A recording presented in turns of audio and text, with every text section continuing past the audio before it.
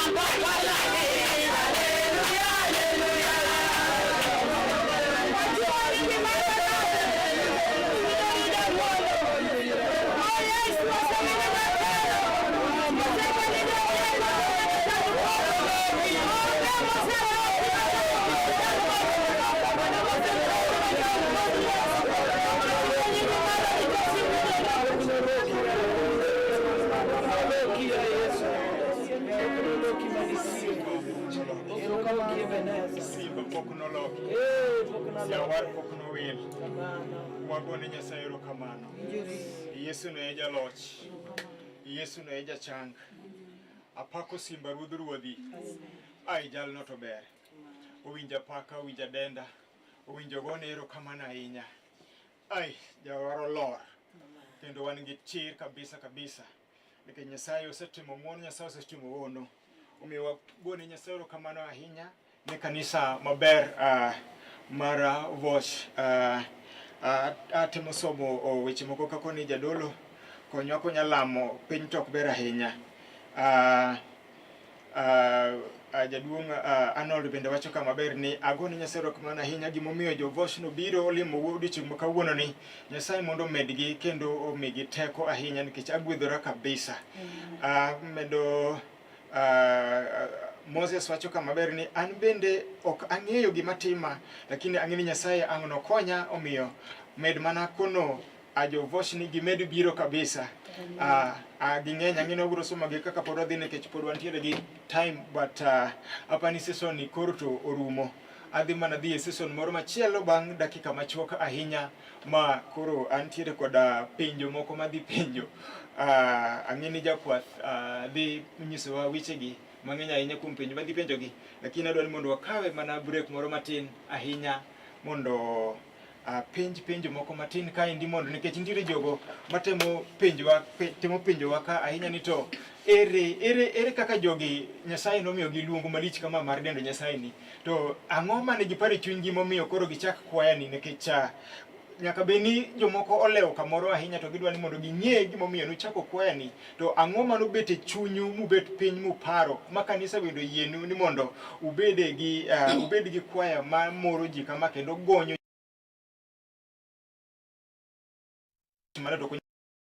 ni wer kuwero to werno ema gonye.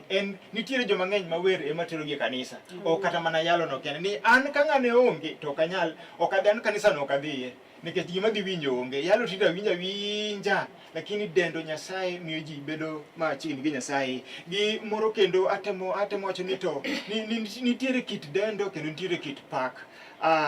Mago ang'e ni jakwath dhi duoka e weche matin go. Adwa mana timo kamano bang' dakika moko 10 kama, to atika nikech antiere gi yalo pod antiere go ka, nikech kawuono wacho ni wadhi gwedhore ahinya. Neno mar Kala TV make mana kanyo nikech kawuono akoni ni wendo limowa, to sama wendo limi ting'e ni nyaka idhi e supermarket migo bajedi maber, kata kidwa madhi sawo to kendo chieng' no sawo no nyaka bede mobuk ahinya nikech welo be obiro gi gweth mang'eny ahinya. Omiyo wagoni Nyasaye erokamano ahinya ka adwani mondo awuo gi pastor e penjo moko mathis gi, nikech ang'e ni antiere gi wach moro toke kaendi ka mar wuoyo mar dakika 5 ni.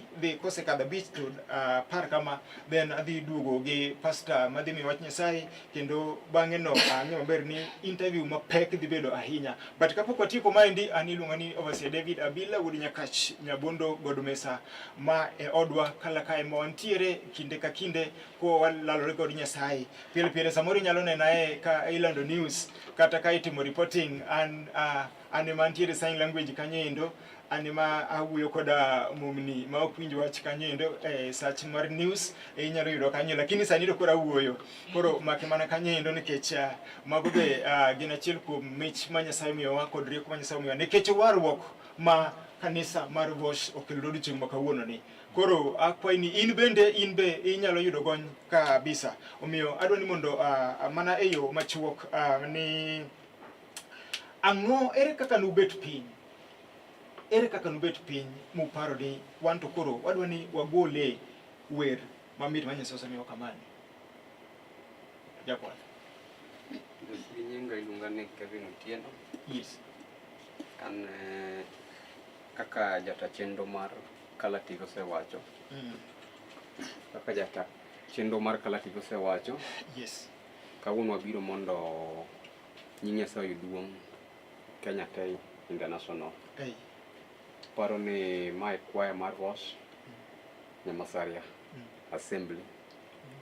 Ne waneno kech kata king'iyo kantie joma tindo gi joma dongo. To king'iyo osiepe mane oko, ibiro yudo ka osiepe mang'eny ni e kong'o kido nyiwa mang'eny moko nie chode. To wan wabedo piny mondo waland injili. Mondo nying Nyasaye oyud duong'. Nitie jomoko ma wach werno kende miyo gidonje warruok maduong'. Koro wan wayudo ni wan kaka vijende mathindo kaachiel gi madongo wang'eny ka nitie ages mopogore opogore wabedo kamoro achiel mondo waland injili mom kamoro amora mawuotho mondo injili oyud teko. Mano e gimomiyo wabedo kamoro achiel mondo walos kwaya ni. En praise kod kwaya. Nyasaye mondo ogwedhi jata chenro. Antiere gi moro kanyo modong' ma adwa ni mondo jo era mar Kala TV one matin. En ni sama nubet piny ni nitiere chuny mar joma tindo gi mar joma dongo gi mar joma nie diere. Taneno ka ng'iyo jo nyithi Nyasaye, taneno ka nitiere joma dongo, nitie joma tindo. Ang'o ma noyiero ni mondo uket aketa mondo uriwru kamoro achiel, nikech Gen Zs gin gedo ga gige margi. And then penjo mar ariyo en ni kanuseriwru kamae to okane ka nitiere Gen Z gin gi moro machapni ma ichikruok ema koro kata duong' mar Nyasaye onge. Ere gimomiyo nuriwru kamoro achiel? Nwariwore kamoro achiel jata chenro mondo wabed e winjruok mondo watim chenro wani. Emi penja ni neno ka chiko koni gi koni onge. Yes. Wan joma owar malando injili. Kendo kata kinenowa wachanore kendo waler. Makata kendo gima kuongo ng'isi kitwa kae ikuongo neno rwakruok marwa mokwongo. Uniform wa nyisowa gimoro adi achiel. Ne wakuongo wacho gima maduong' maro maduong' ni discipline is paramount. Koro mokwongo wabedo discipline. Ma ng'ama tin bo luoro ng'ama duong'. Emiyo wabedo kamoro achiel. Nwakawo Gen Z plus joma nie diere plus joma nie diere gi joma ni mogik. Nwakawo pacho waketo kamoro achiel. Kwa ng'e ni kata rom nade to gima duong' nende nyaka ibed ng'ama bedo discipline. Emiyo nwakawo jogo moketo kamoro achiel. To mar ariyo en ni iyudo ka ji sama ji obiro e kanisa kaka sani wantiere e piny masani, iyudo ka ng'ato biro gi long e praise and worship, long moride kabisa gi nanga ma ogolo body, ogolo dende, yani dende ni oko. To unyalo wacho nang'o e wachno, nikech kanisa ni mar ji duto. To sama ji obiro e kanisa to iyudo ka kendo en makoro ji ng'iyo ahinya. Jata chenro jata chenro mar Kala TV wan e uniform achiel. Kendo wan gi jatelo motelo uniform. Mokwongo ng'ise ni ande kwatimo gimoro as a unity. Watwing'o kamoro achiel. Maonge ng'ama ibiro bedo kata rwako gimoro modiye. Kata kineno ka rwako lawani. En ok oromo. Kineno kijende masani kata chuo masani. Kirwako long moko moriyo gi kama. Mondo obed gimoro achiel mondo ng'ato twang'o uniform morome maber. Ma king'iyo to en gima miyo nying Nyasaye duong'. Koro kata ng'ato donjo e kanisa. Kata koro donjo e praise and worship kata donjo mana e church. Gima mokwongo wang'e nyaka wapuonje kaka ji rwakore mokwongo. Ok wanyal yie kata ladies. Ok wanyal yie ladies mondo obi gi long e church kata praise and worship ma wantiere. Kech wadwa ni kamoro amora wawuotho wamiyo nying Nyasaye duong'. Sani ng'e nenowa gi pinje inenowa oko. To ok dwa bi kae gi chochni. Dok ino kwa odhi maber. Koro ng'ata madwa ni watemo mondo donji mabi e kanisa nyaka wapuonje kaka onego tim nade. Nyaka orwakre long to wiya ka ok walaw long mondo wadonj godo kanye e church kaka ladies. Nyasaye mondo ogwedh. To ok walaw but maendi en ng'at moro mawendo molimou. Ang' nutwene suka koso ang' nugone mchango moro ang' nuketa piny oling' nikech en bubiro nikech wendni emowinjo kamano. To iyudo ka kuonde moko aseneno kuonde moko iyudo ka ikawe ti igole oko to ma wendo mokia gimoro amora kabisa. En utime nade? Wendo mobiro kech Yesu wuod Nyasaye kanobiro e piny ka nobiro ne jogo mok ler. Winjo kanobiro ne jogo mok ler to nobiro mondo otimgi nade mondo olokgi. To wan joma oseng'eyo wan kaka watimo. Koro wendo mobiro wabiro weye mondo obed abeda kasto wabiro timo ne gimoro ni counseling. Kwatere mos nyaka donjang warruok chalo kaka imadho chak. Ipuonja kaka imadho chak mos kaka nyathi chako chak manyaka ichopi. Koro kwa biria mi irwako long samoro wacho en ng'ama okia. Nyasaye mondo obed.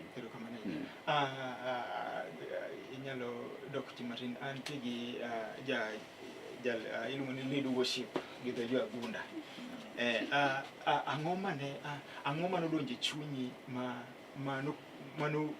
manoloso kodi ni anto awinjo mana ka gima abed jadeno? Agone Nyasaye erokamano. An gima nodonjo e chunya momiyo nachako ok ang'eyo kaka gino nobiro. Anyalo wacho ni en ng'wono mar Nyasaye kendo nochaka kapod an e skul. To koro kana donjo warruok kang'eyo Nyasaye to gino noduogo omedore. Koro nomiya michno mar pako gi dendo. Kendo nawinjo ka gino ni kuoma ma kapok atime to kawinji kano maber. Mane kaka na ayude mondo achak kode. To bende kan jomoko ne nigi geno ni onego bed ni dhi gwedhogi kamoro kaka koro sani un jobosh to ng'atni obiro mane kanisa kata dichiel ama pok obiro to nikech tinde winjo ka samoro ji nigi liel ma ok wagombo mondo wabedgo to bende wanyalo bedo kabira nikech wageno kuom Nyasaye kata kwa tho bende sawa to jogi oluongi ni idhi ipak negi Nyasaye. Bende inyalo bedo gi chuny mar dhi pakono ma ok oorni kata mana fea kata gimoro amora ok miyi nikech tinde kidhi ko ne in iorona fea mano inyalo wacho ang'o? Agone Nyasaye erokamano. Mano gima osegabedo kuoma nikech ka oluonga mondo adhi atiti Nyasaye to ng'wono mar Nyasaye makwayo.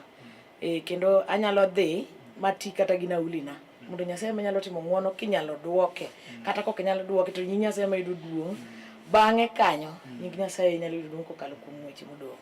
Nikech nitiere jomoko manie twech mana kaka wacho ka ni en samoro kesa moluongi eno ni yawa an ka dada Evelyn onge kesa no to an ok adhi. Ting'e ni en jakong'o matiti nding' to chieng'no werno kende kosebiro winjo kako gonyore mobedo delivered. Koro omiyo wacho ni kata ka oori ka Nyasaye oluongi kamoro to mane gima ne chanda ni idhi adhi nikech nitie jomoko wacho ni to idhi ting'wa gang'o to wadhi nang'o koro chal ka gima koro iloko kod ohala. Koro mane gima nadwa ni mondo apenji to kaka koro kwayani nitiere gima usetimo ne jomoko ma for example samoro kana mana chiliel moro maybe chiliel moro maonge kuma nyalo chomo nyithi kiye moko kanyo endo ama joma maybe wethe church kama nikech wayudo ka kanisa ma wantiere sani iyudo ka ji nitiere gi klas sani nitiere gi joma ong'awo klas kendo iyudo ka jodolo chiegni gi joma nigi klas moro jogari alafu jodiere ka alafu jopiny gi gin ng'eny nyalo dhiri ni ai bwana dhi bed gi chien kucho mondi pod waloso weche moko kae ting'e ni en kochopo sama itimo announcement koro kinyalo gwele ni ng'ani bitim no announcement ji dwa dhi dala kanyo witimo nang'o? Wase kundi wane wanoluongre ga ni johera wasetimo madongo jomiluongo nyithi kiye kona moliete kata mana jotendwa wachako gi malo en limbe ma wadhi to kwadhi nono nitie gik mwadhigo mamiyo nying Nyasaye duong' kendo kata ka wacho nitie joneno ma ka nitie to neno wadhi ka jati Nyasaye wayalo injili to wawer to gik ma wadhigo miyo Nyasaye duong' ka be wachako wawe kanyo mondo ng'wono mar Nyasaye otimre. Ok watim ne ng'ato achiel kata jotendwa watimo ne nyaka ng'ama tin to moloyo mane dierwa man gi udhaifu moro wajadhiga mondo Nyasaye chwano ema mondo yudo duong' kokalo kuomwa ka. Erokamano. Adong' gi dakika 3 kende ende tiana moro kanyendo awinjo ka adwa jajni tiana moro kanyendo adong' gi dakika 3 moro kanyo mondo wadhi rwako jayalo jajna moro kanyendo awinji aonge gi teko moro Yesu ine teko man go aonge gi teko moro Yesu ine teko man aonge gi teko moro Yesu ine teko man go aonge gi teko moro Yesu ine teko man aonge gi teko moro Yesu ine teko man go aonge gi teko moro Yesu ine teko man aonge gi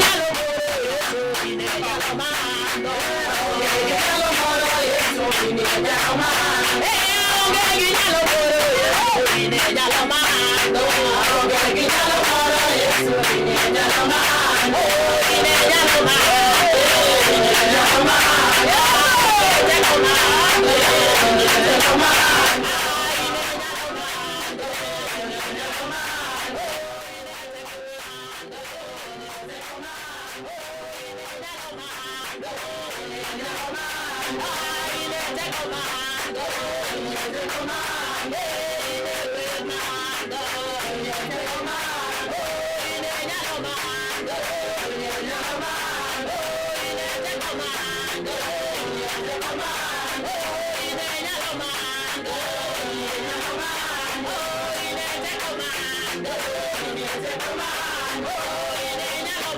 mar winjo wach maber makawuoni, lakini pod giwinjo ahinya kendo pod gidhi mbele, omiyo mabiro mbele